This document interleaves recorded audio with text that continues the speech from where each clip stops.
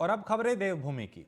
CM Pushkar Singh Dhami Delhi पहुंचे, जहां उन्होंने मीडिया से बात की और कहा कि हमारे बहुत सारे जरूरी विषय हैं जिस पे केंद्र मार्गदर्शन केंद्र का चाहिए। चारधाम यात्रा की तैयारी पहले से शुरू कर दी गई है। पिछली बार यात्रियों की रिकॉर्ड जो है वो रिकॉर्ड बना था और इस बार कपाट भी जल्दी खुलेंगे। रेलवे मंत्रालय और वित्त मंत्रालय से कुछ मुद्दे हैं जिस पर बात करने की बात उन्होंने की।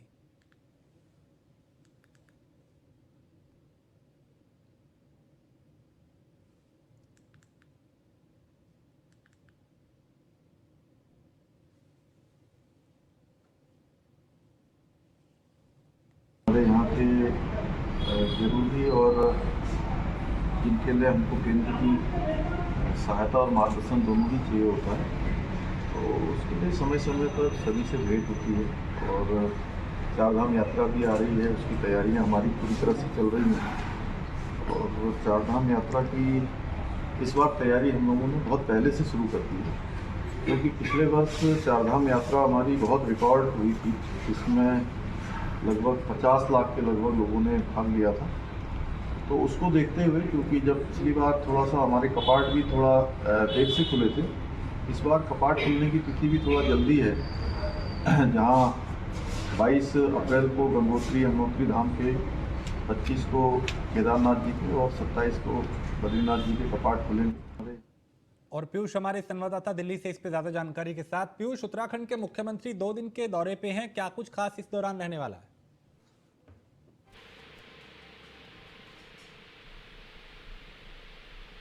पीयूष, आप सुन पा रहे हैं मुझे? अभी पीयूष की आवाज हम तक नहीं पहुंच पा रही। हम कोशिश करेंगे फिर से संपर्क हो और वो विस्तार से बता पाएं, क्योंकि कई मुद्दों पर केंद्र से राय ली जाएगी, ये मुख्यमंत्री ने कहा। रेलवे और वित्त मंत्रालय से जुड़े कई ऐसे मुद्दे हैं जिस पे बात होगी। तो चारधाम यात्रा की तैयारियों को लेकर भी चर्चा की जाएगी। प्रधानमंत्री से भी वो मुलाकात करेंगे और कई केंद्रीय मंत्री जिनसे मुलाकात पुष्कर सिंह धामी की होने वाली है। और पीयूष दिल्ली से हमारे संवाददाता। पीयूष, 2 दिन का उत्तराखंड के मुख्यमंत्री का दिल्ली दौरा है, क्या कुछ खास रहने वाला है?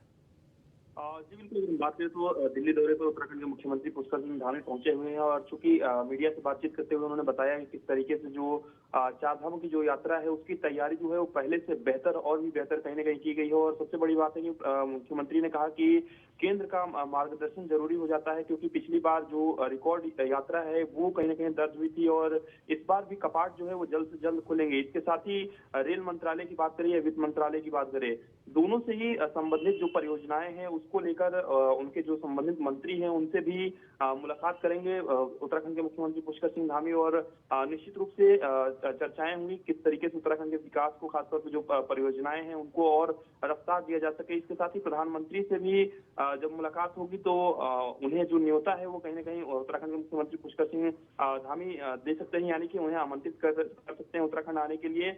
इसके साथ ही काफी महत्वपूर्ण जो परियोजनाएं हैं उत्तराखंड की, अलग अलग मंत्रालयों की, संभवतः उन मंत्रालयों से भी कहीं ना कहीं उनके मंत्री जो है उनसे बातचीत करेंगे उत्तराखंड के मुख्यमंत्री पुष्कर सिंह धामी। तो काफी महत्वपूर्ण दौरा उत्तराखंड के मुख्यमंत्री पुष्कर सिंह धामी का है, क्योंकि करीब 2-3 घंटे पहले वो दिल्ली पहुंचे हुए हैं। और उत्तराखंड के मुख्यमंत्री ने साफ तौर पे कहा कि उत्तराखंड लगातार विकास कर रहा है।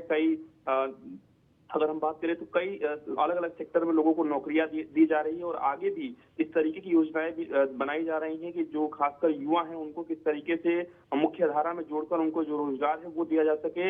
इसके साथ ही स्वास्थ्य सुविधाओं को लेकर भी कहीं ना कहीं उन्होंने चर्चा की है कि स्वास्थ्य सुविधाओं को पहले से और बेहतर बनाना है। और निश्चित रूप से चूंकि महत्वपूर्ण जब मुलाकातें होंगी तो देखना होगा कि संबंधित जो मंत्रालय है उसको लेकर जब रेल मंत्री से खासतौर पर मुलाकात करते हैं तो किन विषयों को लेकर चर्चा होती है।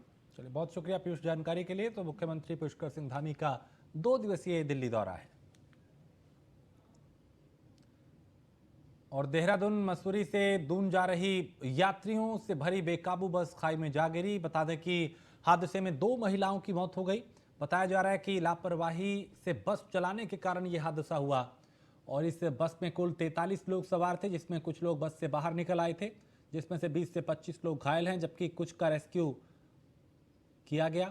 मौके पर जिलाधिकारी, एसपी सिटी और कई आला अधिकारी पहुंचे। तो मंत्री गणेश जोशी ने दून अस्पताल और मैक्स अस्पताल जाकर घायलों का हाल जाना।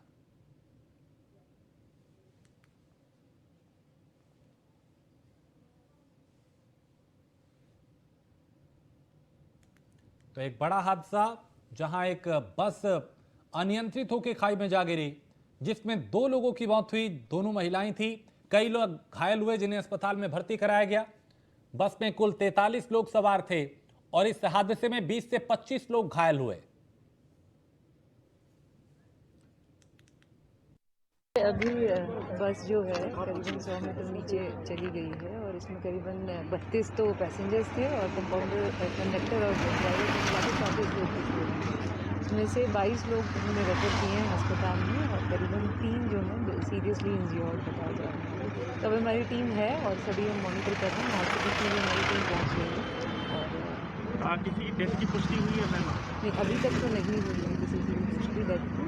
जैसे मैंने बताया 3 सीरियसली इंज्योर्ड बताया जा रहा है। तो पैरापेट तोड़ के नीचे चली गई है। पैरापेट थे यहाँ पे, तो हो सकता है कि ड्राइवर वहाँ पर ना ले पाया हो या क्या कारण रहे होंगे, उसकी तो मजिस्ट्रियल जांच अलग से होगी। लेकिन अभी तो ये दिख रहा है कि पैरापेट तोड़ के नीचे बस चली गई। अभी कंडक्टर से पूछताछ करने पर जानकारी मिली है कि इसमें 25 कुल मिला के पैसेंजर थे। इसमें से हमने 22, जिसमें 2 कैजुअल्टी हैं, वो दून हमने भेज दिया है और 20 जो उसमें इंजर्ड हैं उनको भेज दिया है। बाकी कुछ लोग जो पहले एम्बुलेंस में गए थे ऊपर मसूरी में हैं, कुछ लोग 10 लोग हैं, जिसमें जो कुछ माइनर इंजरी वाले हैं तो उनका डिस्चार्ज हो गया। कुछ 4-5 संभव तो वहाँ कुछ घायल हैं, उनको भी हम देहरादून भेजने की तैयारी कर रहे हैं।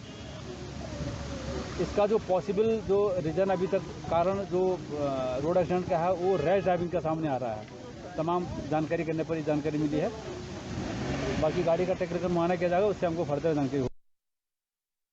हादसा हुआ जहां एक बस अनियंत्रित होकर खाई में जा गिरी, जिसमें करीब 43 लोग सवार थे। 20 से 25 लोग घायल हुए। 2 महिलाओं की इस हादसे में मौत हो गई।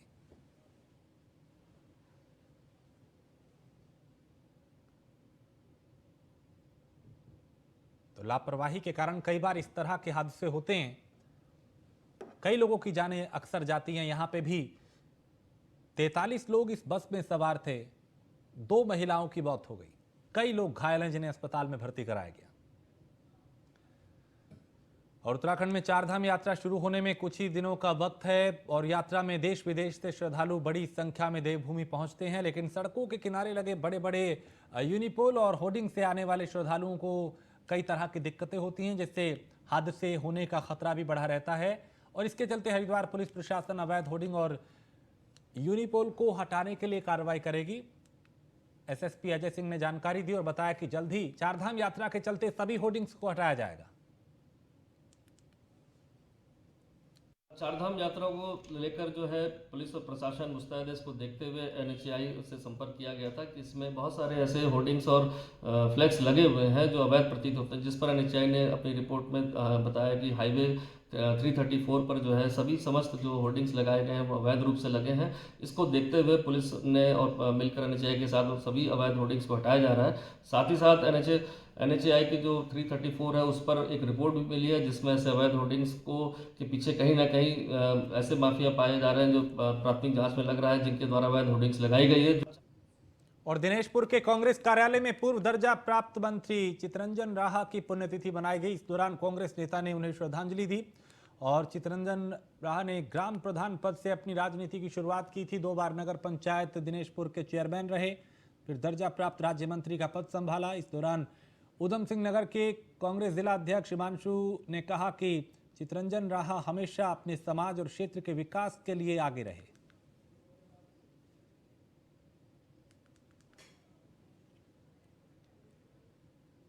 आज राहा जी की पुण्यतिथि है 18वां।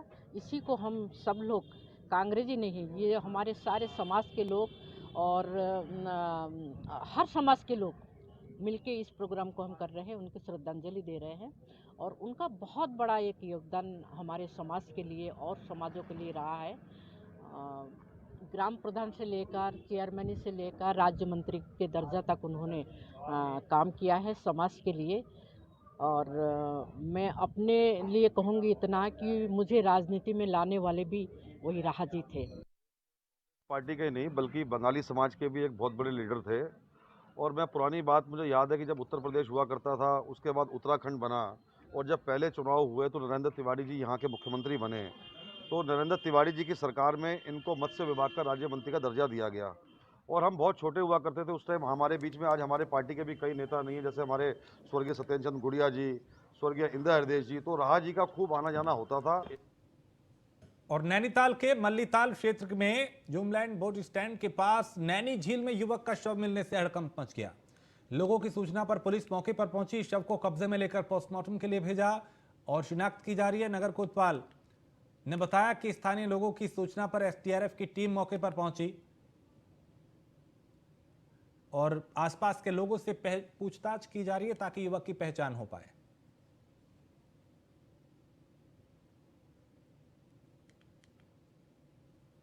देखिए, हमें सूचना मिली थी कि एक जूमलैंड के पास एक झील में एक डेड बॉडी है। इस सूचना पर हमारी पुलिस की टीम, हमने फायर सर्विस और एसडीआरएफ की टीमों को बुलाया गया और झील से एक डेड बॉडी को निकाली गई है। अभी तक वो आइडेंटिफाई नहीं हो पाई है।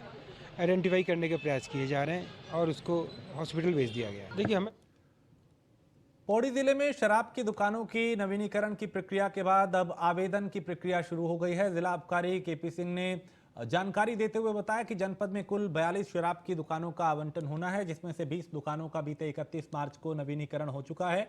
उन्होंने बताया कि बाकी 22 शराब की दुकानों के लिए लॉटरी प्रक्रिया अपनाई जाएगी, जिसको लेकर 5 अप्रैल तक आवेदन लिए जाएंगे। वहीं बाकी बची 22 शराब दुकानों का आवंटन किया जाएगा।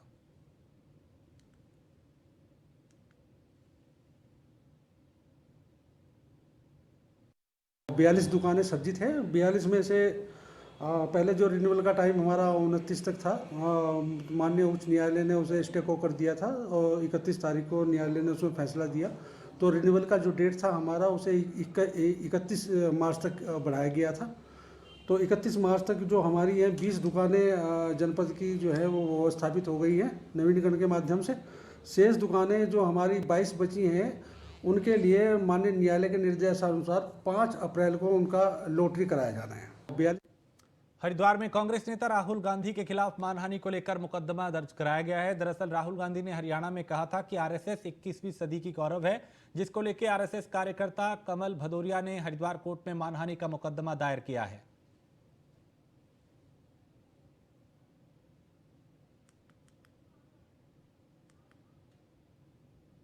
हरिद्वार जुडिशल मजिस्ट्रेट हरिद्वार श्री शिव सिंह की कोर्ट में आरएसएस के कार्यकर्ता कमल भदौरिया द्वारा पूर्व राष्ट्रीय अध्यक्ष कांग्रेस राहुल गांधी के खिलाफ वाद दायर किया गया है, जिसमें न्यायालय द्वारा प्रकीर्णवाद में वाद को दर्ज कर लिया गया है और अगली सुनवाई 12 अप्रैल नियत की गई है। राहुल गांधी कांग्रेस अध्यक्ष जो पूर्व थे उनके द्वारा हरियाणा में आरएसएस को 21वीं सदी का कौरव कहा गया और कौरवों का इतिहास हमारे हिंदुस्तान में क्या रहा है, जो हम इतिहास देखते हैं कि कौरवों का इतिहास बड़ा ही घृणित प्रवृत्ति का रहा है और इनको भी पूरी जानकारी है, क्योंकि राहुल गांधी ने भी शिक्षा दीक्षा की ग्रहण की। उत्तराखंड के मुख्यमंत्री पुष्कर सिंह धामी ने ट्वीट कर प्रधानमंत्री मोदी को शुभकामनाएं दी। ग्लोबल लीडर अप्रूवल रेटिंग में प्रधानमंत्री नरेंद्र मोदी शीर्ष पे हैं और मॉर्निंग कंसल्ट ने ट्वीट कर भारत को 76% अनुमोदन रेटिंग के साथ टॉप नंबर 1 पे जगह दी है और एक बार फिर उनकी दृष्टि, प्रतिबद्धता और राज्य कौशल को दुनिया भर में लगातार मान्यता मिली है। इस तरह का ट्वीट किया गया।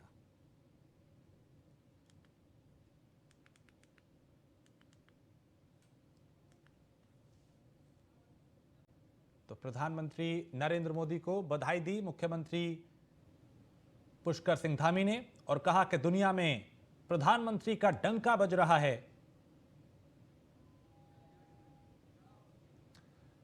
और हरिद्वार स्थित जुडिशियल मजिस्ट्रेट न्यायालय में कांग्रेस के उच्च नेता राहुल गांधी के खिलाफ दर्ज किए गए मुकदमे को लेकर उत्तराखंड कांग्रेस के महामंत्री राजेश रस्तोगी ने बीजेपी सरकार पर निशाना साधा और न्यायालय में दायर याचिका से उन्होंने कहा कि जिस तरह के मुद्दा विहीन बीजेपी हो चुकी है और इस तरह के मुद्दों को लेकर हमला किया जा रहा है। राहुल गांधी को बीजेपी के जरिए कई बार बदनाम करने की कोशिश की गई।